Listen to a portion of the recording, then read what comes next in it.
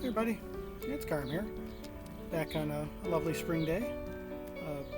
First time out here doing one of these in, I think since the middle of last summer.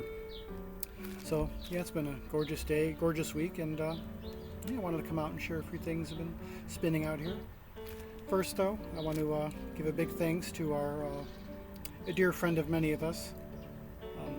I think of her as kind of the great aunt of our community, fairy godmother, bringer of all things, well, peace, love, and good tunes. It's DJ Trish, always spoiling us throughout all these years, and one can't express the appreciation enough. You know how she's always thinking of us, always sending things our way, just spreading love. So I was confused at first because I didn't remember ordering anything from Amazon, but that's what it came in. So let's see what she has here. This came quite a while ago, and I'm finally getting around to going into it. So we have a note here. Hi Carm, it's been a while since I sent you some VCLT. It feels like she does every week, but thank you. Here are two mixes I hope you like. March 2024 was heavily inspired by our YouTube music community, especially Tink. Of course, our dear Tink. If you saw her Exotica video, you know. Yes, the title of the oldies mix was taken by an old mixtape I had made in 2000. I hope you enjoy them both. Peace, love, and music. Trish. Thank you. Of course, she sends us, always sending stickers.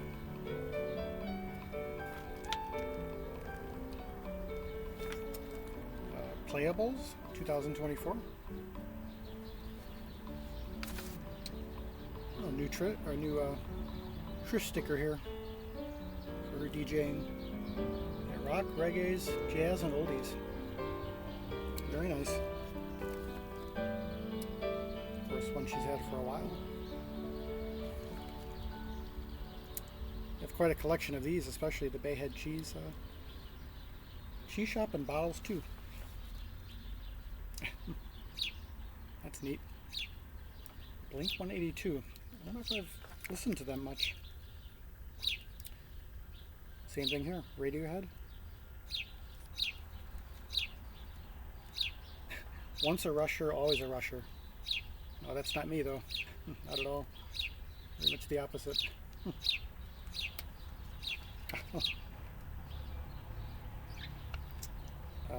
Ronnie Wood. Yeah. Very cool. Oh, this is neat. New Jersey shoreline.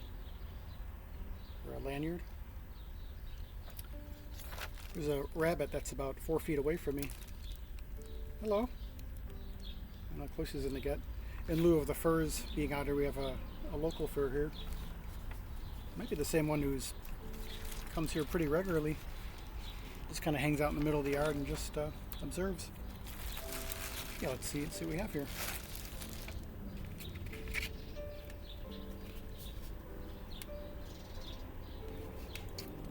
Nothing But Oldies, 2024.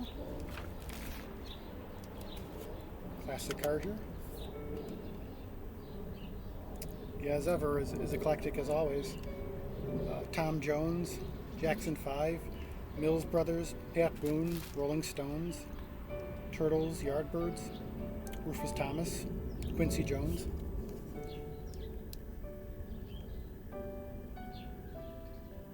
Very nice. Classics here. March 2024. Getting used to doing this on the laptop still. See your DJ gear there.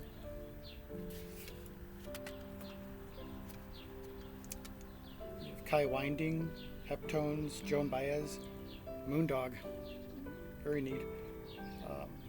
Harper's Bazaar, Kraftwerk, Chuck Berry. Now that's eclectic, even more so. I don't know if those are coming through or not, or sunlight. But yeah, very fun stuff as always. Yeah, for whatever mood or style or taste you're in at the moment, or want something to change, at a moment's notice, we've got these. So she's always delivering on these. So thank you so much, Trish, as always.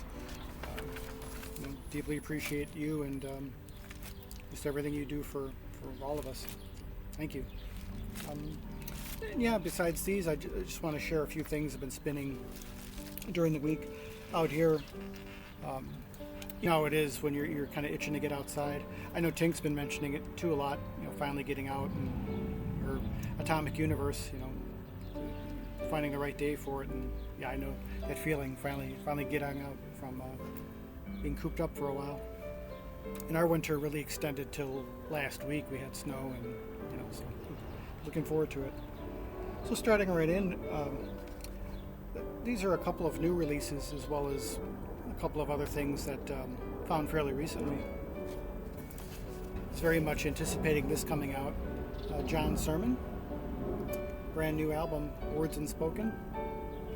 I don't think he had put out an album since maybe 2017, maybe. Of course, the great saxophonist, clarinetist, mainly known for his baritone playing. But on here he plays a lot of bass clarinet, in addition to the others. And he's joined on here by Rob Luft on guitar, Rob Waring on vibraphone, and Thomas Stronin on drums. And him and this group is just excellent. His playing is powerful, lyrical, and in the moment as it's ever been. And I believe he's turning 80 this summer. And the first piece, right away, he comes right in with this soaring, swooping, almost aggressive soprano sax, as if to say, I'm still here and I can still play, with the best of them. And he really does. And the group is just wonderful. I think a real hallmark of his group playing, John Sermon, is that whoever he's playing with, whoever's in the group with him, he always gives them a great deal of space to shine. It's not just the usual, or what could be stereotypically characterized as horns out front, kind of like a lead singer with a backup band. They're all fully integrated and take turns kind of weaving in and out of, it's kind of the lines obliterated between, soloist and accompanist, where it's just a really, really beautiful, even blend. There's one piece where he plays a lot of soprano and then it takes up the bass clarinet, playing more like an accompanying role. Not quite like a bass line, but kind of a counter harmony to what the others are doing. But there's a lot of really, egalitarian give and take on here, which I really appreciate about it. And there's times that this reminds me of an old, if you know Tom Vandergeld, some of the albums he was doing in the late 70s. It has that feel to it with the instrumentation, and again, the way that kind of the group was allocated as far as their roles, which again is quite democratic and free-flowing. Beautiful compositions, very lyrical, melodic, and the harmonies, again, just the way they blend together is just so beautiful, and yet also very, there's a lot of risks being taken improvisationally. It's still very much on the edge as well. Just a nice blend between all of that. If you're new to John Sermon or curious about him, this would be a good place to start as any. Even as much as his earliest ECM stuff, which goes back to the late 70s, I believe. He's still in great form, and just thrilled to hear him back on record. I have to get a picture or two. Also writes a nice note playing in the group, and I hope this is coming out. Should have probably filmed from a different angle. There's him in the group. That's him here, Mr. Sermon. So, yeah, John Sermon, Words Unspoken. This next one here is directly from a dear friend who I know many of you know, Shannon, who writes for Rate Your Music, and she wrote to me it's one of the most beautiful reviews I've ever read. It almost feels like not so much a love letter to the artist, but a love letter for the rest of us about the artist, about what the artist means to her, and um, what the artist can mean to the rest of us if we give her a chance. And that's Deeper Well by Casey Musgraves. Was an artist that I was only familiar with by name previous to reading Shannon's review, but it's just such a beautiful poetic review, very passionate and really diving deep into the album. And I said I have to hear this album, even if it isn't of my taste or what I normally would be into, and even if I didn't like it, I'd have to give it a chance just based on the review. And turns out I liked the album enough to actually pick it up. And again, an artist that's really new to me, so I didn't have much to draw on before as far as knowing about her work. Really nothing else to compare it to. But I find if you like singer-songwriter, that kind of intersection between country, folk, popular music of today, but it's done in such a subtle, delicate, almost transparent approach, especially the blending between acoustic and electronic instruments.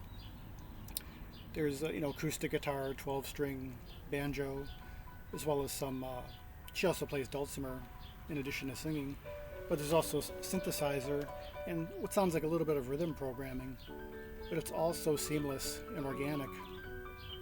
There's moments it sounds like it could have been done 40 years ago, yet it's very contemporary without ever sounding trendy or time-locked. I really believe it's something that'll sound good in another 40 years. And it's really perfect for this time of year, early spring. Things are just starting to bloom and kind of slowly come to life again. And the cover captures the mood overall. Not being much of a lyrics person, I can't really say what the songs are about, but they feel very heartfelt and drawn from very personal experiences and feelings and perceptions of just living. Sounds like someone who's coming from a very grounded place, but also a place of genuine appreciation for just like what Robert Rich refers to as the echo of small things. The little things in between the cracks of our lives that we, easy to take for granted. If you slow down enough, you notice them more and really appreciate them. And that's what the album feels like as a whole, is an appreciation of all that. And again, being that it's springtime, or a lot of that stuff kind of comes into focus a little more as you're just out observing things. This is a beautiful illustration of that to me. So, it's really, it's growing on me more and more. I liked it from the first listen, but something that I think will get a lot more listening around here. And again, even for not being in the core of my tastes, it's, I'm finding as I'm getting, further and further into middle age, I'm, opening up to areas I never thought I would have before. Almost kind of coming around circle, to where I was earlier in life. So, it's a great artist to get into. So, very much recommend this, and recommend reading Shannon's review first, and then hearing this, and it's just beautiful. So, highly recommended. Casey Musgraves, Deeper Well. Brand new, just came out this year. And next up, something I found recently at, I stopped into Record Wonderland after not being there for quite a while. Ran into Brother Chris, he was there, JC68, and got to catch up a little bit. And I found a few things there. This is one of the first things I came across. John Chakai Group, Timo's Message. John, the great, now late great, saxophonist. I think he played some clarinet too. On here he's playing alto and tenor sax. This is from 1984. Recorded 1984, came out on 1987 on Black Saint. Italian label, I believe. Recorded in Switzerland. Here's the group he's playing with. Unusual in that he's playing with two bassists as well as a drummer. If you know his style, I've heard the term skronky before, which is a really neat term, and it kind of does illustrate the way he plays. It's melodic and quite beautiful at times, but also has that skronky quality, um, kind of biting and angular, but really tells a story in very much his own way. Very idiosyncratic player, not nearly well known enough in my opinion. But on here with the two bass players, uh, there's potential when you have more than one bass player for it to get a little clattered or kind of get in each other's way. That really doesn't happen here though. They often kind of complement each other nicely. Um, One will bow while the other plucks, or the other way around, or both at the same time. But they weave in really, really nicely, and it's kind of a powerful statement, having the two bassists in between the drums and sax. And it goes between some original compositions, as well as pieces by Marilyn Mazur, Albert Eiler, who I believe he played with back in the 60s, and Stella by Starlight, Ned Washington and Victor Young. So even playing standards, he plays in a style that's entirely his own, making the song his own, but also paying homage as well. But yeah, it's again, on the one hand, it's beautiful as well as being challenging and difficult, but also shows that those things don't have to be mutually exclusive. He's an example of a player who really blends those really, really nicely. So, yeah, John Chakai Group, someone I hadn't listened to in a while, so it was nice getting back into it again. Next up, an album I've been enjoying overnight quite a bit lately. Deuter, The Garden of the Gods.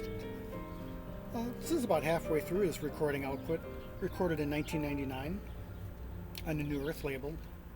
He'd already been around for about 20 years at that point, recording mostly solo unaccompanied albums. On here he's joined by Annette Cantor, who sings, and even he himself sings a little bit.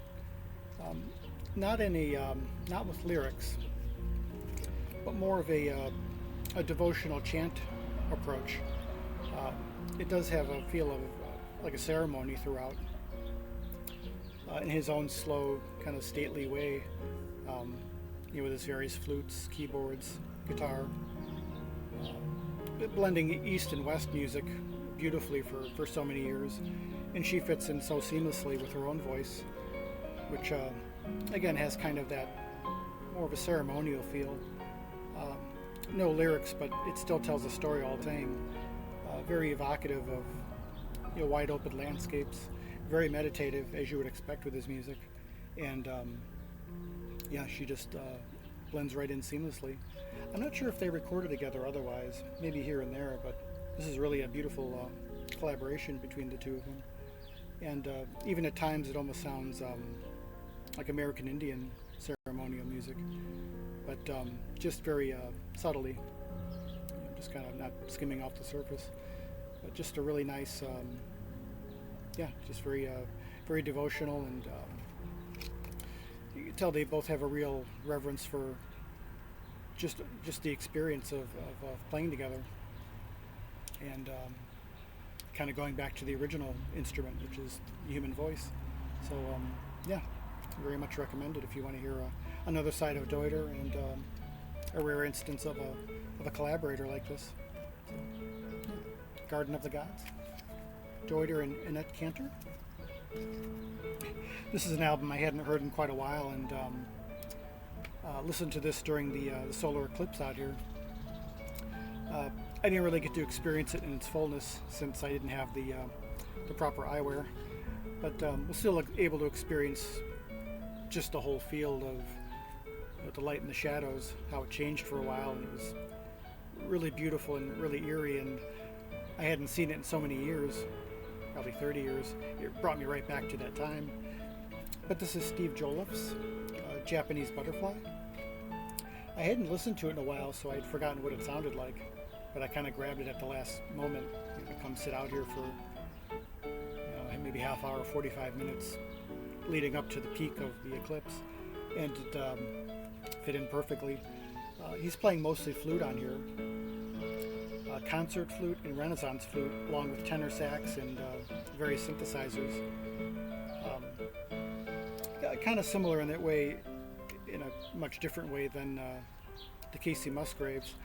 His blending of acoustic and electronic has a kind of a subtle, transparent quality to where they blend together, to where you're not even really thinking about those distinctions. You're just hearing it as one continuous event. And it was perfect with the way the light was changing. And this is probably one of his quieter, subtler albums. Plays in a variety of styles. But on here it has 10 pieces, but it really feels like one, kind of broken up into little vignettes, really. But it really coheres as a whole. And if you're interested in the more meditative side of his music, this is very much recommended. It's originally from 1985, reissued in 2022. So, yeah, Japanese Butterfly, Steve Joliffe. A couple more here. A Windam Hill sampler, 89. In my opinion, my personal favorite period of the label, Windam Hill, was right around this time. The early years were concentrating mostly on solo acoustic instrumentalists, as well as smaller groups. It was primarily acoustic, and as it went on, it became integrated more a diversity of instruments, electronic, electric, and other styles, jazz, rock, other aspects of folk tradition, moving eastward. And this really encompasses a great deal of that. You have artists, the keyboardist Philip Saiz, Paul McCandless from his Sojourner album, Will Ackerman, of course, the founder of the label, Fred Simon, the keyboardist, Trish Schroeder-Shaker, who plays various harps, zither, and vocals, Philip Aberg on piano, Michael Manring, the great fretless bassist, Scott Cassou on piano, plays a very jazzy piece here, Night Noise, more along the Celtic music, Metamora, which has hammered dulcimer and kind of a European folk tradition, and Wim Mertens, who I believe is from, I could be wrong, Dutch maybe, but he's kind of a contemporary classical, somewhere in the kind of the Philip Glass, Steve Reich territory, but very much his own style. And just beautiful hearing all these different styles and approaches. But if you're interested in Windam Hill and you want to hear something beyond the stereotype of, they call it like wallpaper music, or there's much more going on here. This would be a good introduction to the label, to hear just a more diverse representation from all these various artists. So, yeah, excellent stuff here. Windam Hill record sampler 89. And finally, what's playing in the background here, Nights in the Garden of Maine by Paul Sullivan. He also did an album called Sketches of Maine. As you would guess, a Maine artist. Mostly solo piano. It also has some percussion. Nana Vasconcelos actually plays on here with him. Let's see the various cuts here. There's a piece on here which I really like, which I think I already played, called Spring Peepers, which I was reminded of actually by a fellow named Dulles, who's a friend on here on YouTube. A year ago, almost to the day, he did a video on how spring was beginning and observing the area in which he lives in, kind of first signs of spring. And he mentioned Spring Peepers and got me to thinking of that piece. So, of course, I had to play this album. But so yeah, he actually has the sounds of animals and nature in general blended in with his own piano. And if you could hear it, very evocative, very spirited, and very much redolent of the season. So yeah, enjoying this, revisiting this very much. So, Paul Sullivan, Nights in the Garden of Maine, the Gardens of Maine. So yeah, just wanted to come on and share a few listens. Again, soaking up the season. It's been a beautiful week so far, and yeah, getting a few things done, starting to clean up a little bit finally, and enjoying it very much.